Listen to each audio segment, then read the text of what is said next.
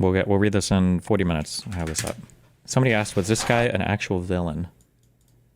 You look cool, boys.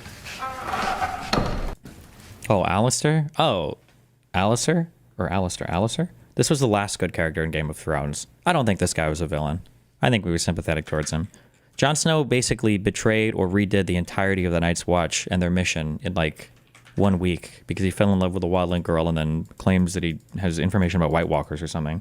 And then he brings all the wildlings in. I'm sympathetic to this Alistair guy. And he died with honor. What did he say? End of Night's Watch, Commander.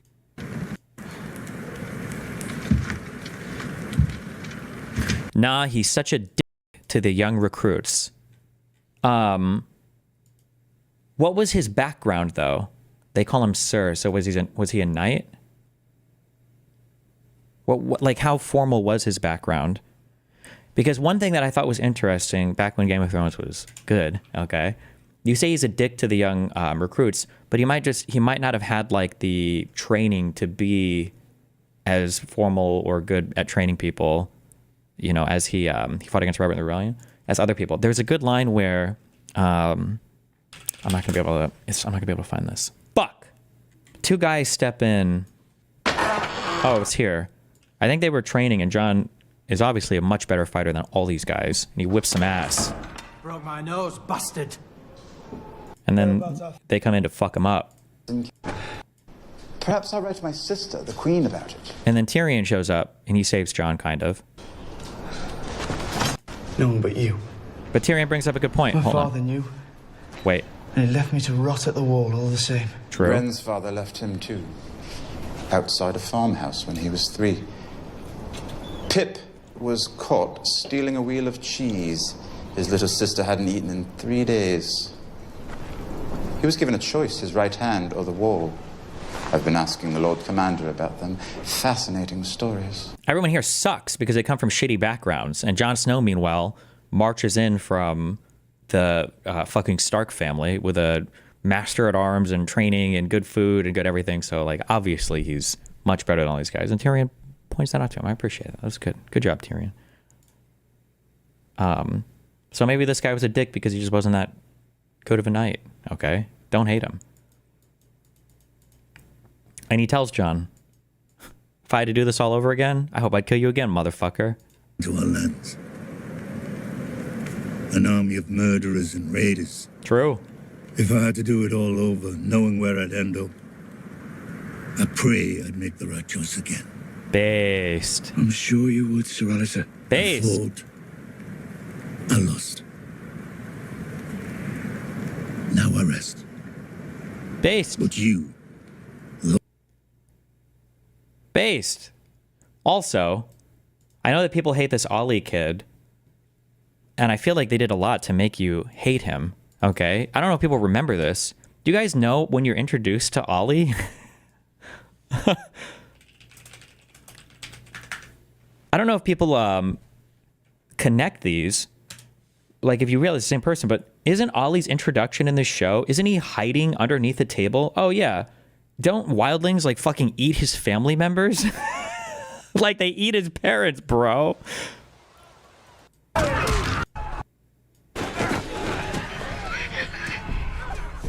know how to get to Castle Black?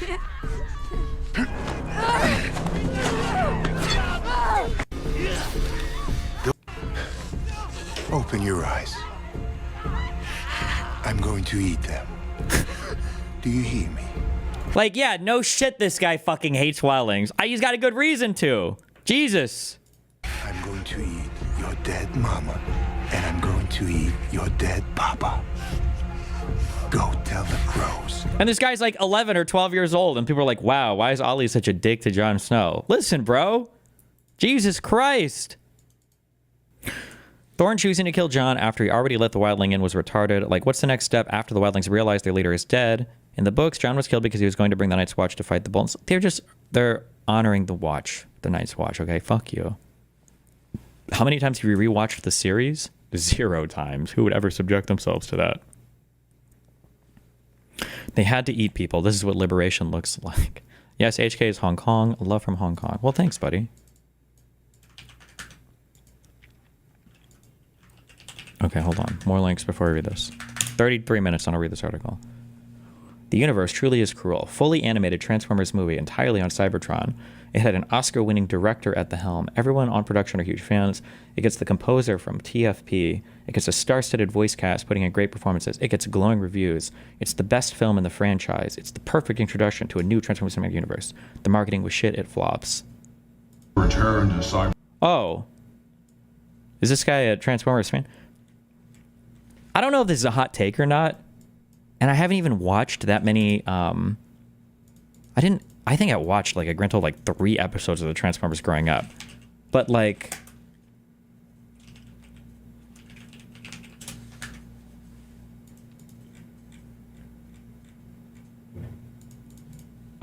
these movies, like the Transformers movies,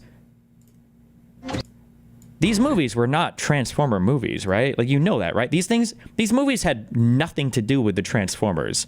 It just had, like, the name and big robots. Like, literally, these movies had nothing to do with, like, the Transformers at all. It was just big robots who fought with each other, and then you had, like, Shia LaBeouf, and then the hot girl, Megan Fox. So it's no surprise that if you make like an actual Transformers movies where the story is like focused on the robots and Cybertron and whatever else fucking shit is going on, that yeah, nobody's gonna give a fuck, because nobody actually gives a fuck about anything related to Transformers. They just want to see these huge CGI robots fight with actors that they know in the background. That's it, or in the foreground even.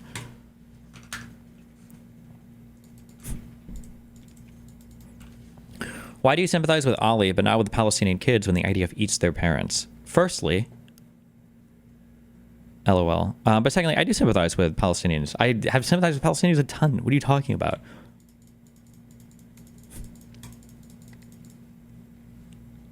I'm clueless what the fuck you're talking about. I thought the movies were the Transformers. Transformers have like a whole ass lore, and like the person, like I'm pretty sure if you watch the Transformer movies, like Transformers 1 through 3, what's the name of the main guy? Optimus Prime. He's like this silent fucking murderer killer robot or whatever. And in the shows, he's like some cuck, like for honor and for siren. And we do all this, and like the character, even the characters are totally different between Optimus Prime in the show and like the cartoons or whatever, and then like the things that they fight for. And all. It's a totally different vibe and show. It's like barely related. If you watch the anime Transformers and you watch like the like these first 3 movies, I feel like they're just very, very loosely related. I don't think they have much to do at all with each other, but that's my impression. So if you watch like an actual like Transformers movie, I don't think anyone's gonna give a fuck. No offense.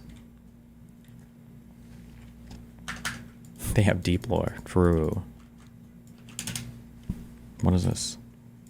Shot through the heart.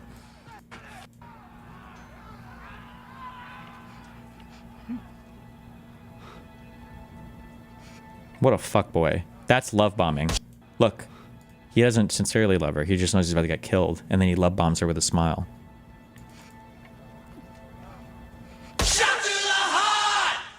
Jesus Christ. Also, wait, why is it that when she gets shot, shouldn't she let this arrow go? Why does she, like... What do you call... I don't know what you call it when you rest it, when you de-arm it. The fuck?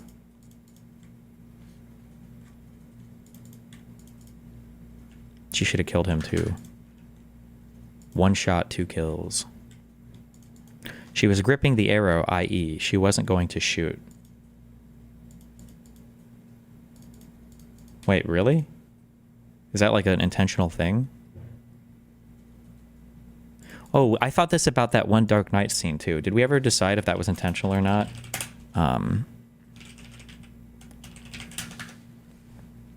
I got love bombed last night. Thanks to you, I was able to recognize it immediately. Nice. There was a chick that tried to love bomb me a few days ago. I was over at her house chatting, and then my mom was like, "Do you want to say I made cookies?" And I was like, "Huh, you're love bombing me. See ya, I gotta go." Boom. And I did a 360 and I walked away.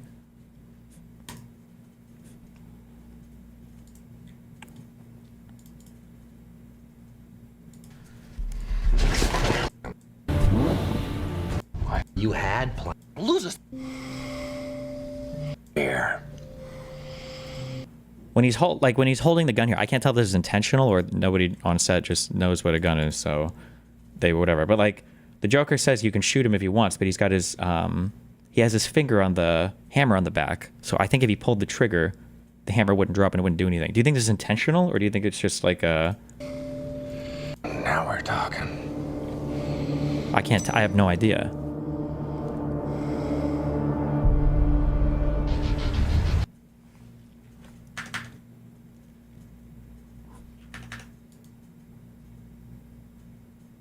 Gun safety? True. Can you do this push-up? Inventing a new type of push-up.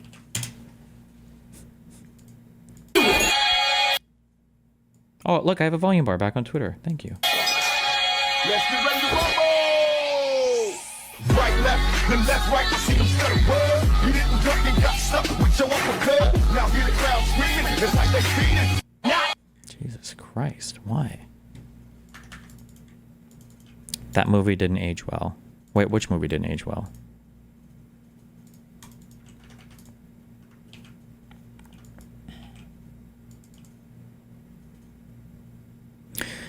It makes it better if it was intentional, in my opinion. It makes it so you can tell the Joker doesn't play fair. Yeah, if it was intentional, it'd be way cooler. One of the coolest little details that I didn't know, I had no clue, and then I read this in some, or watched it in some plot review thing. Like, the Joker always says over and over again that he's not a person with a plan, he just is an agent of chaos, etc. But he does, he very, very carefully plans. And there's a scene that somebody pointed out. Now I'm curious if it's actually true. Hold on. Wait.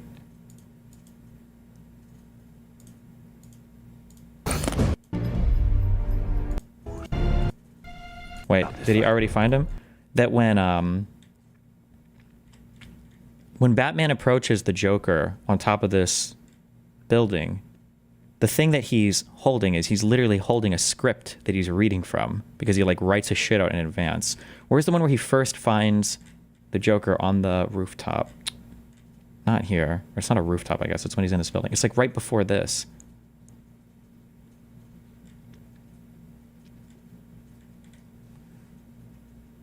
Ugh, Joker on building. I'm not gonna be able to find this. Wait, is it this?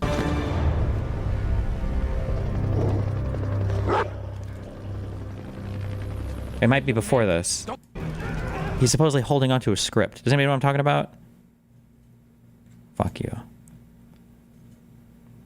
The Joker is bored and a genius. It's why the Riddler submits to him being the main baddie. Is he really a genius, though? He's no Elon Musk.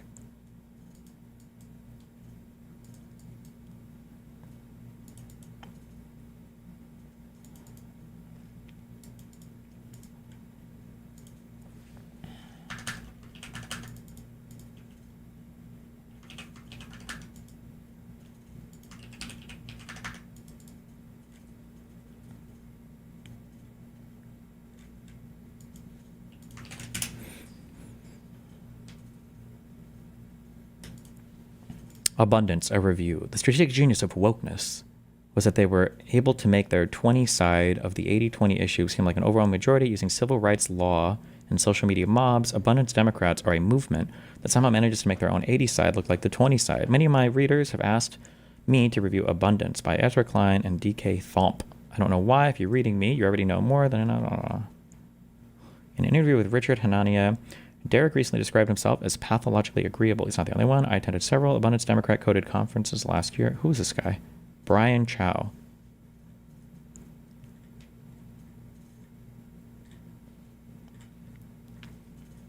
What's Joker's real name in the comics?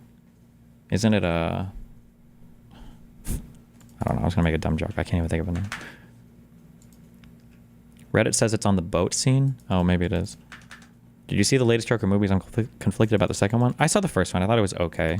I didn't see the second one. I hate musicals. Do you read comics? I hate comics and I hate manga. I can't even read hentai comics. I hate them all. I'm just not a comic person at all. Oh, is it up here? Okay, wait. Somebody got it. Oh. Wait. At midnight, I blow you all up. Yeah, he's holding a little script. See, he's not chaotic. He does plan things. Wow, cute. Okay, don't care. We're good. All right. Are these all the Cybertrucks going to their recall?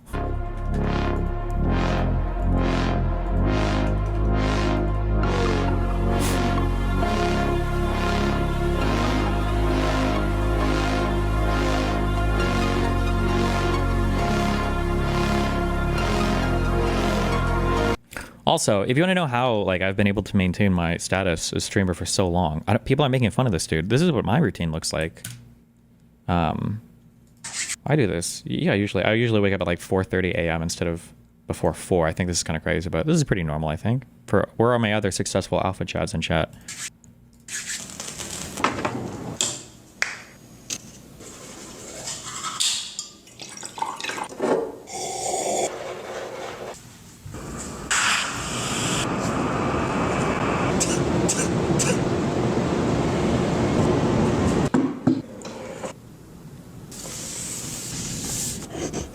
So we're gonna be serious about the Lord's business.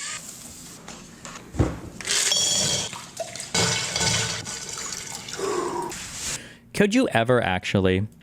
Fuck. Where are my lifters that aren't... How many lifter flares are not banned in this chat? Are traps like this always like he's 1,000,000,000% on a stack? Or could you theoretically get them to this level organically, Natty, ever? Or is it always... Huff Daddy, I don't even know how you're still here. I've perma made you so many fucking times, you cuck piece of shit. Maybe he's got that BBC genetics.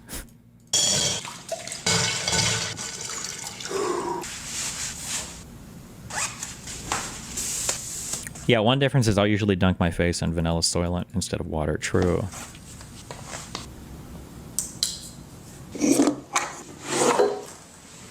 It's possible. Certain black guys have different genetics. Wow, buddy. Okay.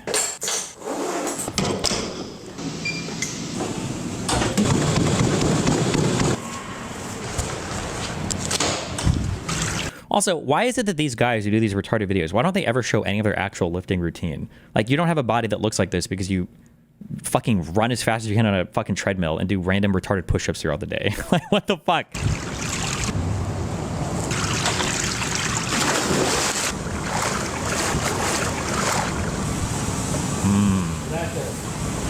Look at that.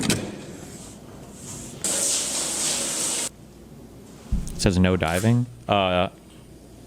He's not here to play by the rules. Was that a banana peel face scrub? I didn't even catch that the first time. Oh my god. So looking at it, bro, we gotta go ahead and get in at least 10,000. Why does this guy sit in a desk or chair that makes him look like the shortest dude in the universe? Can't you raise his chair a little bit? Or is this...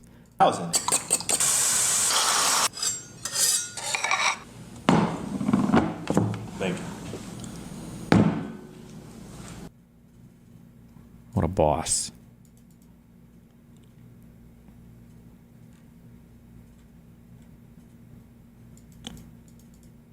He's actually standing up in that scene.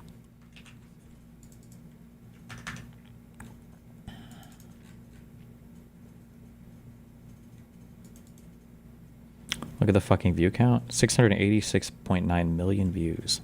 Yeah, it's because people want to be successful, bro.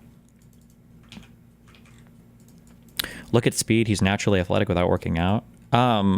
First of all, you should be careful for what athletic means. Secondly, I think speed did work out. He did conditioning because he was a athlete in high school, at least, if not college, no?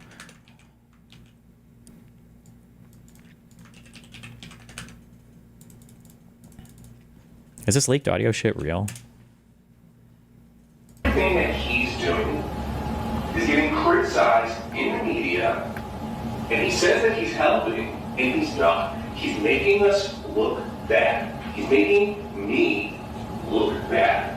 And I'll tell you this, and he wouldn't like it if I said it, but he's not even an American. He is from South Africa, and he's cosplaying as this great American leader. Okay, never mind. I don't believe this. In a room that has the portraits of some of the greatest men that ever led this country, and he has the audacity to act like he is an elected official. I am an elected official. I am the important one in this situation, not him. So if he wants to take... Assassin's morning routine. Good one.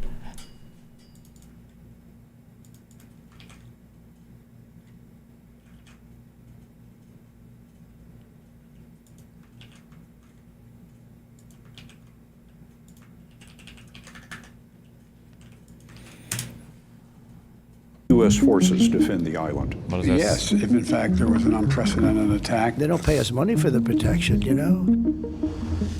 I'm standing on a giant map at CNA, getting ready to play a game about war. In Taiwan, a delicate peace looks a little more fragile. Today I'll be assuming the role of the leader of China. I am presumably the leader of the PRC right now. Okay, amazing. And Sam, the creator of our channel Search Party, is playing the leader of the United States. I, China, have just invaded Taiwan, and I have troops there. It's been 90 days. And now Sam has to decide whether to respond and... Wow, Freakazoid, thanks for the 5 good memberships. How? But wait, what's going on here? We're surrounded by experts in all kinds of fields having to do with war. And we're at an organization that does research and analysis for the US military. But we're rolling... CIA Harris, they said? Why invade yourself? Invaded in quotation marks. CIA Johnny. Mayo, China invading. China invaded China. Oh, his whole chat are just ML tankies. Okay, that's cool. That's good. It's shocking how Jonald was able to film this while nutting so hard. Like, nutting harder than he's ever nutted.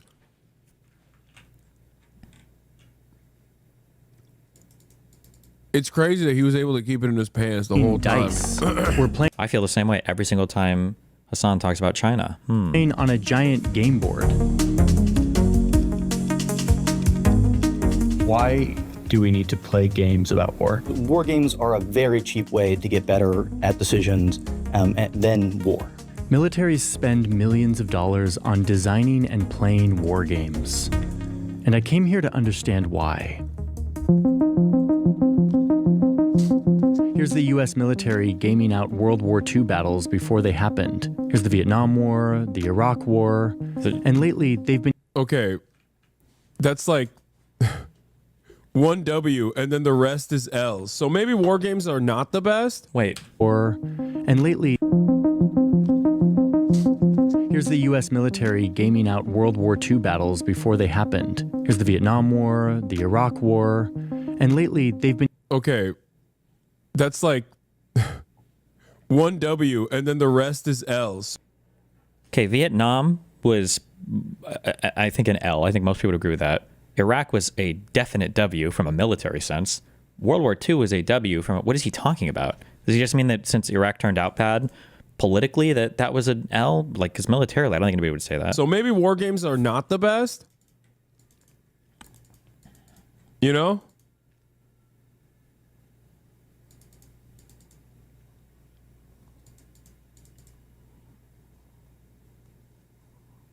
Been gaming out what might happen if China invades Taiwan. Okay, this is retarded. That's what we're doing today. Now, this has always struck me as odd, that we play games for war. So I asked CNA if I could come do one for myself. Oof, okay.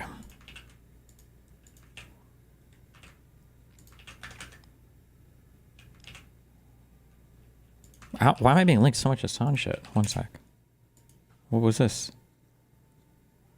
Yeah, it's like, dude, this is literally, yeah. It's the White House Zog posting on Maine, exactly. Do we just, is Zog just a thing that leftists now use? Is that a thing? Wait, what? Is that... That's an insane acronym to just drop casually.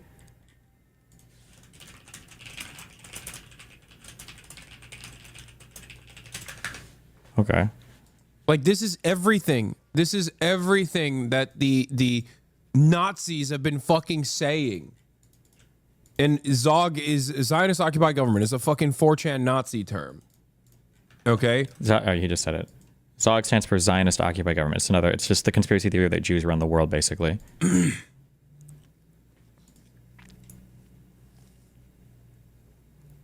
Like, this is the type of shit that David Duke would never have dreamed would be happening in broad daylight. You know what I mean? This is the type of shit that, like, Nicholas Fuentes and David Dukes of the world have been saying is going on. And the American government is, like, posting about it. I mean, yeah, it's way older than 4chan. Fair.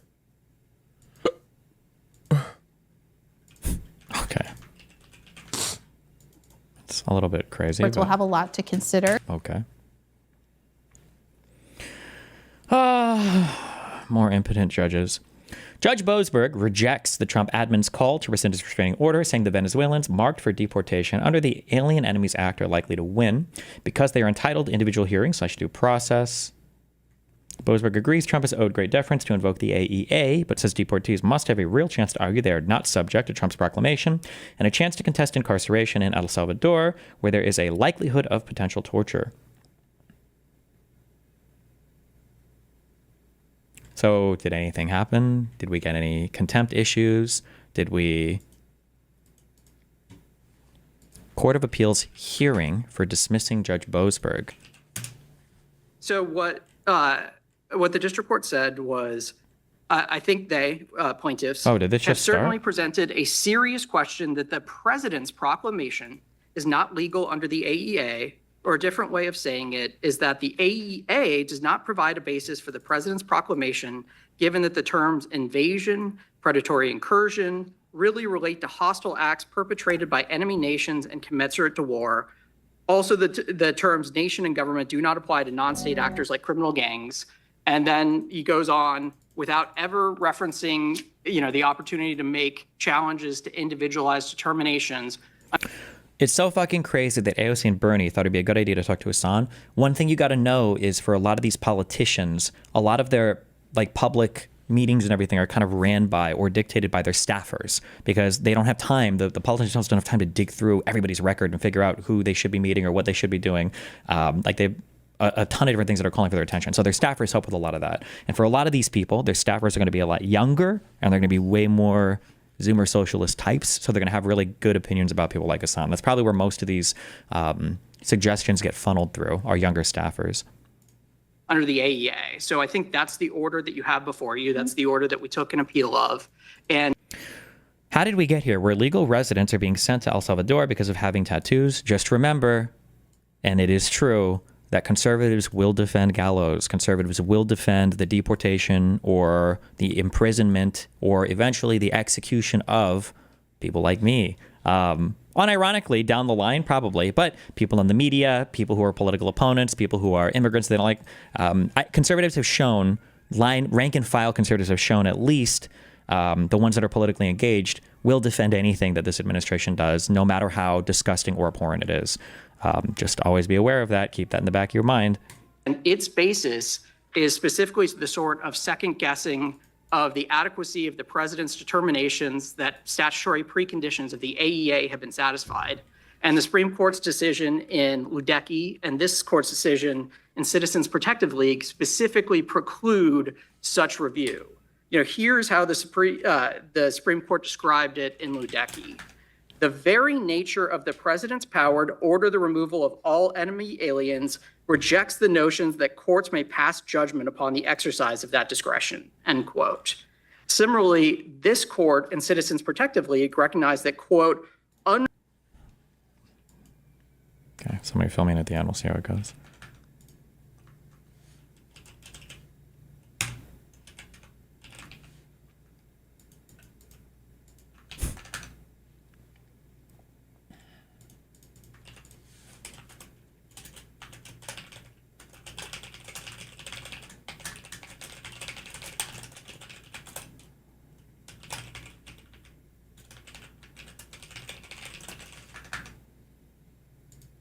Do you think anyone is ever going to stand up to Trump once it becomes politically expedient to do so?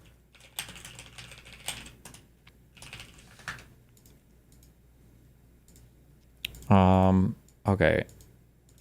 We'll do the conductor drama soon, probably after the Atlantic article. This is just crazy to me. I don't understand how we got here. So JD Vance is posting, Steve Witkoff is a great guy doing an incredible job. The people sniping at him are mad that he is succeeding where they failed for 40 years. Turns out a lot of diplomacy boils down to a simple skill. Don't be an idiot. So Steve Witkoff, if you remember when the Trump admin was taking credit for solving the Palestinian-Israeli issue with a ceasefire that has completely fallen apart, by the way, that any smart person knew wasn't going to hold. So this guy is our special envoy to the Middle East. Now, in my opinion, if you work any type of foreign policy job, you should have probably a basic understanding of all the major foreign policy issues at play at the moment. That'd be my guess, right? So stuff related to India, Pakistan, stuff related to China, Southeast Asia in general, obviously things like Taiwan, probably Ukraine, Russia, maybe some South American stuff with like, Maduro and Morales and all that.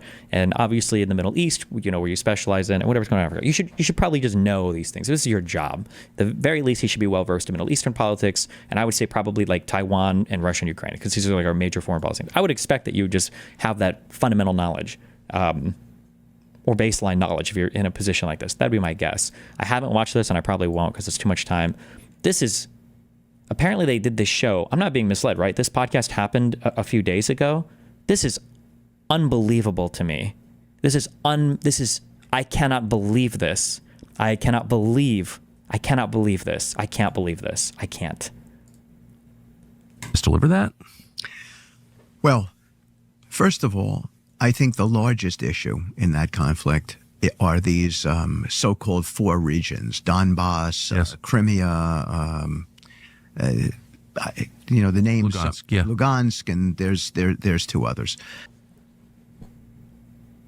How do you not know the basic names of like territory that's been fought over for over 10 years now?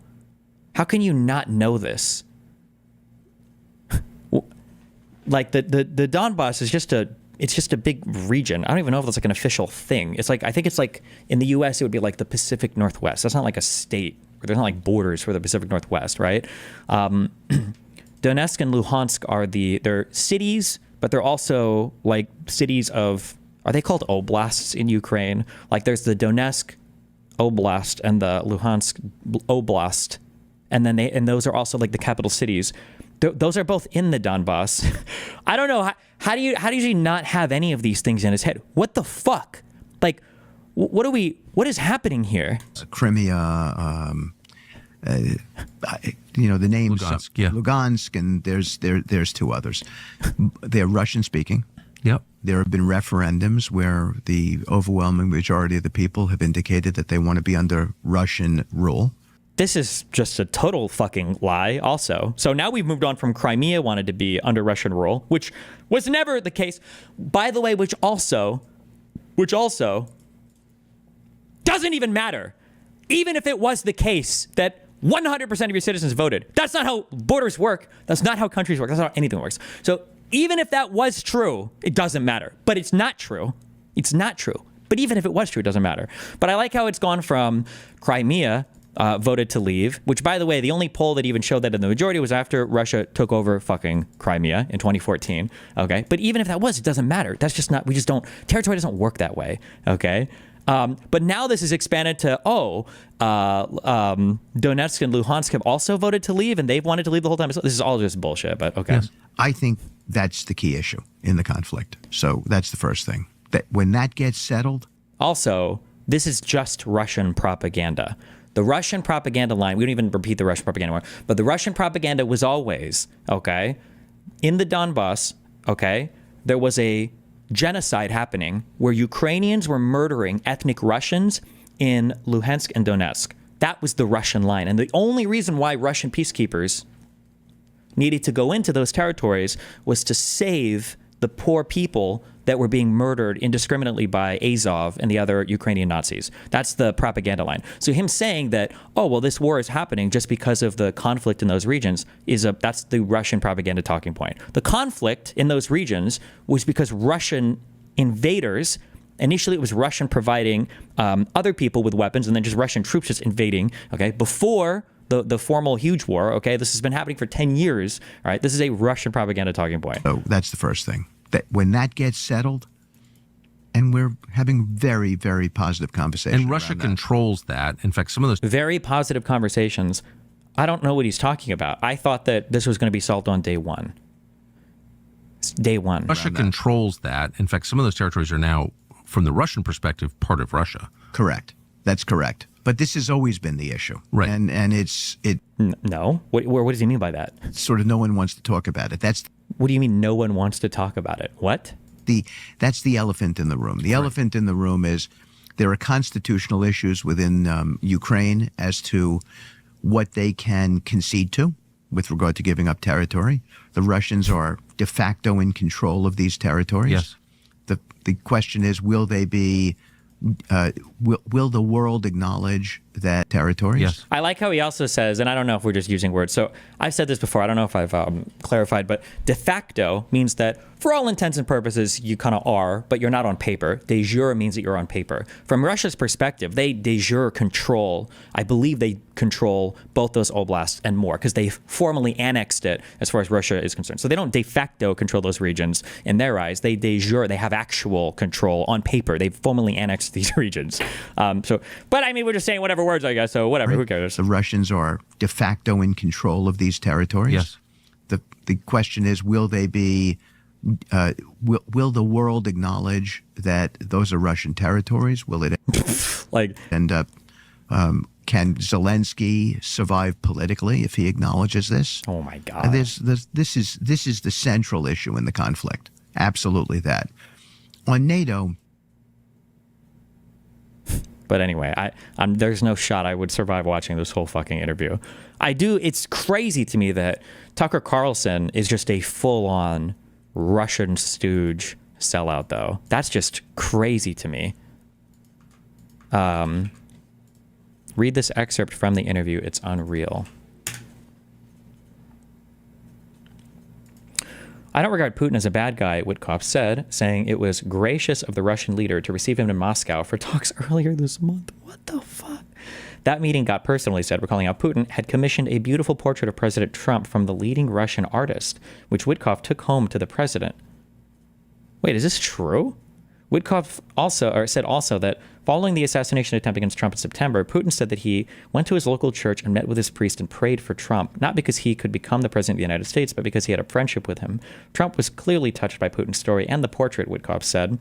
Witkoff implied that resolving the war in Ukraine could lead to cooperation on a broader range of issues, and that the two sides were thinking about integrating their energy policies in the Arctic, sharing sea lanes, collaborating on artificial intelligence, and sending liquefied natural gas into Europe together. Who doesn't want to have a world where Russia and the United States are doing collaboratively good things together, he asked. Jesus. The portrait of Donald Trump Vladimir Putin has presented via Witkoff is indeed painted by Nikas Savranov, Kremlin's loyal painter, 6 weeks ago.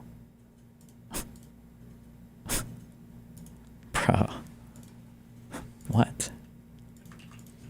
Wow, Witty Rock 91, thanks for the tier 2 subs. Why not keep in touch with Israel-Palestine for incidental debates? Some of your recent commentary seems inaccurate. If you think he is, it's fine, but what a waste of time researching or learning anything because nobody knows anything about it or gives a fuck. So every Israel-Palestine debate I did was a waste of fucking time, basically. So Trump talking about Russia live right now. They are in as a loan, which nobody knew until I came along. Holds cabinet meeting with Elon Musk. Oh, we'll watch this when it's over. I needed 2x this guy speaking, though.